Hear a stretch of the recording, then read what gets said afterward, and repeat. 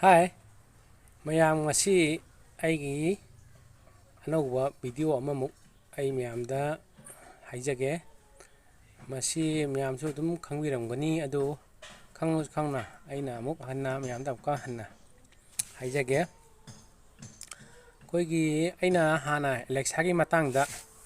ama semjakre video ama adagi octor remote ki matangda video ama semjakre adu kana omina aigi video sibu pambadagi like tawdagi Alexa se leiroga mana sinaba agi pan bakhopa pyar semba haitraga su engoda dum contact tawbiro dum mateng pangjage kaigumba masi sinama matamda aina haige dum khalai kena si Alexa si ayam matamda mana loina yaraga su mana yadaba Alexa na yingamda yadaba ta khar laineba kena hakada masi khogi YouTube sima khongma ngamoyba YouTube si kamai tawna khongani haiba matangda ai ama haijage loina masi miyam puning jana tang yengju YouTube simadi YouTube kodi support tawande adubu kamai tawna khongadagi haiba du matangda ai tang haijage tasengna hama maktada madu tawding mangda khoigi Google Home Mini na Alexa gi dimana speaker masam thoeba adu aigi di laite aduna aigi laitramina ai madugi maktada mamo sapti mani Alexa ga samani masu voice command tawdoine aduna ma yadragasu khoigi app oina Google Home na khoigi app am lay adugi app tugi kanaba amadi adugi batengna Alexa na YouTube ka connection tawlakadoine aduna Google Home se khoi install tawraga apps install tawraga madugi bamda hana khangwa matang tai aduga Alexa ka maduna YouTube yengwa yanaba support samnalakadagi haibase ayungtang haijage yang pungjan tabisi aigi channel asi any problem solve haibani yamni any ekhodingma eta tarakado ai adum madugi solve tawnaba aingoda ready leijai yang kaubiganu adudi hawrasi koi kamai taw tawdige haibu hawrasi ahanba maktada khoi phone asi da khoina Google Play Store si leire sida khoi nammani nam matungda mai Google Play Store hanga matungda ekhoina Google Home ji thidone aduna ai mathaki search bar sida khoina nammani aduga khoi Google Home man khoina irani keyword se irani matungda khoina masi search tawduni adaida search tawre ado hajik ma mathakta Google Home thole ado aigedi sida hana install tawbagi update an thole ado hana tawdu wargadi install thokani ado chamane update ka install dum tamane update na madam install dum tarokani haji namme haji mai process tawre hadi masi yamna saw file bodi natte masi 14.98 MB khatani se haji mai process tawri process si ai se net si kitang tappa male duna kitang slow kitang tappe ado hoi ngai minarsi si loi buk tang kai lege haido yeng minabo oina aduga sai sidida akoina tawdoisi eman sini hek loi gi mai setting si semdoineba ando hojik loire mas hojik download tawlore hojik ma installing tawri installing tawbosi sida lei mong sini adumgi phone da tawdoi ja he adum masiga samana adum lakani hojik install lore matungda mai open sida khoi nammaga yengaje kai lege do hojik open sida namma matamda khoina mai setting ji semdeni se khoi namjalaji aduga hoi to thole deida thola kani da khoi aham tawgodabse kasengi sida leiriba aigi user ID gi photo yaudaba orgasu rawramdi leinena yatam kasin matongi sida sai sida khoi nammaga Google Home gi setting ji khoi tawduineba ada khoi sida nammaga yengaji masida aduga kai lai haido khoi yengaga hoi setting dong masi hoi khoi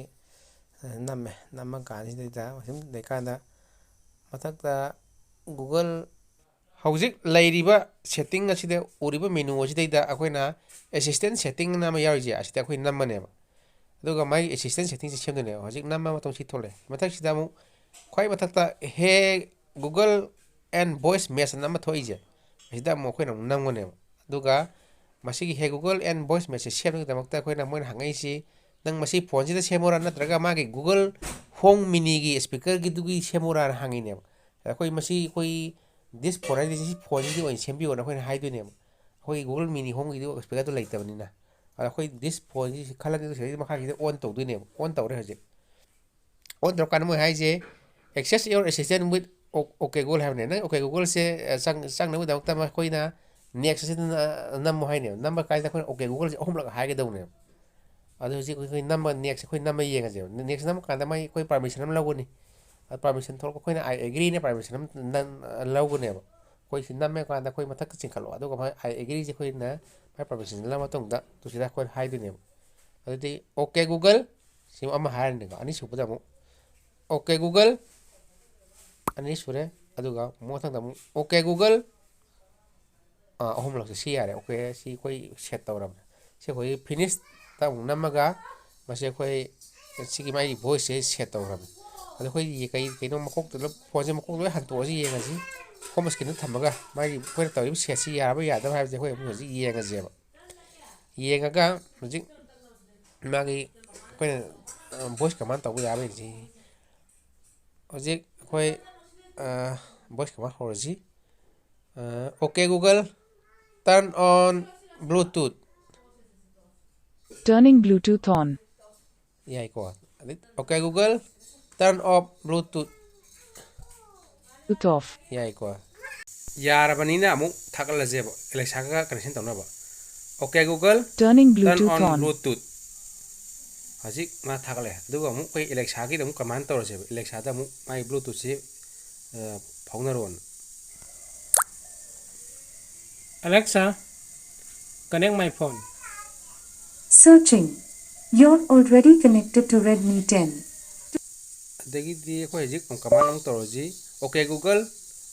open YouTube music ꯑꯩꯈꯣꯏ YouTube Opening ꯃ꯭ꯌꯨꯖꯤꯛꯁꯦ YouTube ꯌꯨꯇ꯭ꯌꯨꯕꯇꯪ Music. ꯍꯥꯏꯔꯁꯨ ꯌꯥꯏ ꯑꯗꯨꯕꯨ YouTube music ꯍꯥꯏꯕꯅ ꯐꯩ music ꯑꯃꯁꯨꯡ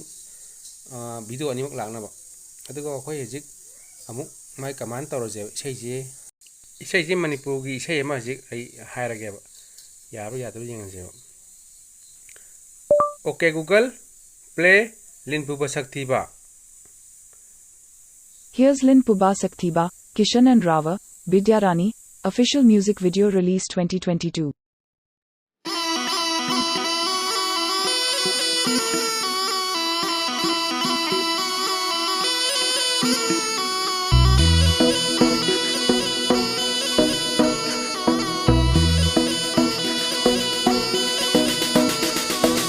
Alexa stop ꯑꯁꯨꯝꯅ ꯑꯩꯈꯣꯏꯅ ꯑꯦꯂꯦꯛꯁꯥꯁꯤꯅ ꯑꯩꯈꯣꯏꯒꯤ ꯑꯗꯨꯝ ꯌꯨꯇ꯭ꯌꯨꯕꯀ ꯁꯝꯅꯔꯒ ꯈꯣꯡꯕ ꯌꯥꯏ ꯑꯃꯁꯨꯡ ꯀꯟꯇ꯭ꯔꯣꯜ ꯑꯗꯨꯝ ꯂꯦꯞꯄꯣ ꯑꯗꯒꯤ ꯔꯤꯖꯨꯝ ꯕ꯭ꯂꯨꯇꯨꯠ ꯍꯥꯏꯔꯒ ꯑꯗꯨꯝ ꯃꯥꯒꯤ ꯉꯁꯥꯏ ꯕ꯭ꯂꯨꯇꯨꯠꯀꯤ ꯏꯁꯩꯗꯣ ꯑꯗꯨꯝ ꯔꯤꯖꯨꯝ ꯇꯧꯔꯛꯀꯅꯦꯕ ꯁꯨꯃꯥꯏꯅ ꯑꯗꯨꯝ ꯑꯩꯈꯣꯏꯒꯤ ꯑꯦꯂꯦꯛꯁꯥꯁꯤꯒ ꯑꯗꯒꯤ ꯑꯩꯈꯣꯏꯒꯤ ꯌꯨꯇ꯭ꯌꯨꯕꯁꯤꯒ ꯑꯗꯨꯝ ꯄꯥꯎ ꯐꯥꯎꯅꯕ ꯌꯥꯏꯑꯕ ꯑꯗꯨꯅ ꯃꯁꯤꯅꯤ ꯑꯩꯅ ꯉꯁꯤꯒꯤ ꯑꯩꯒꯤ ꯚꯤꯗꯤꯑꯣ ꯑꯁꯤꯗ ꯑꯩꯅ ꯇꯥꯛꯅꯤꯡꯉꯤꯁꯦ ꯀꯅꯥꯒꯨꯝꯕꯅ ꯃꯁꯤ ꯌꯥꯗꯦ ꯈꯣꯠꯇꯦ ꯀꯥꯏꯅ ꯍꯥꯏꯕ ꯂꯩꯔꯝꯒꯅꯤ ꯍꯣꯏ ꯇꯁꯦꯡꯅꯃꯛꯀꯤ ꯗꯥꯏꯔꯦꯛ ꯑꯣꯏꯅꯗꯤ ꯁꯞꯄꯣꯔꯠ ꯇꯧꯕꯗꯤ ꯅꯠꯇꯦ ꯑꯗꯨꯕꯨ ꯑꯩꯈꯣꯏꯒꯤ ꯂꯝꯕꯦꯜ ꯑꯃꯗ ꯃꯁꯤ ꯑꯗꯨꯝ ꯑꯩꯈꯣꯏꯒꯤ ꯒꯨꯒꯜ ꯑꯦꯁꯤꯁꯇꯦꯟꯒꯤ ꯃꯇꯦꯡꯗꯒꯤ ꯑꯩꯈꯣꯏꯅ ꯃꯁꯤ ꯑꯩꯈꯣꯏꯒꯤ ꯑꯗꯨꯒꯤ ꯂꯝꯕꯦꯜꯗꯒꯤ ꯑꯩꯈꯣꯏꯅ ꯃꯁꯤ ꯏꯔꯥꯏ ꯂꯥꯏꯅ ꯑꯗꯨꯝ ꯁꯝꯅꯍꯟꯕ ꯌꯥꯏ ꯁꯤꯅꯤ ꯑꯩꯅ ꯑꯁꯤꯒꯤ ꯑꯩ ꯚꯤꯗꯤꯑꯣ ꯇꯥꯛꯅꯤꯡꯉꯤꯁꯦ ꯑꯗꯨꯅ ꯑꯩꯒꯤ ꯚꯤꯗꯤꯑꯣ ꯑꯁꯦ ꯃꯌꯥꯝꯅ ꯂꯥꯏꯛ ꯇꯧꯕ ꯀꯥꯎꯕꯤꯒꯅꯨ ꯁꯤꯌꯥꯔ ꯇꯧꯕ ꯀꯥꯎꯕꯤꯒꯅꯨ ꯑꯩꯒꯤ ꯃꯈꯥ ꯇꯥꯕ ꯚꯤꯗꯤꯑꯣꯁꯤꯡ ꯑꯗꯨꯝ ꯃꯤꯌꯥꯝꯅ ꯌꯦꯡꯕꯤꯌꯨ ꯍꯥꯏꯅ ꯑꯩꯅ ꯃꯌꯥꯝ ꯃꯐꯝꯗ ꯍꯥꯏꯖꯔꯤ ꯊꯦꯡꯛ ꯌꯨ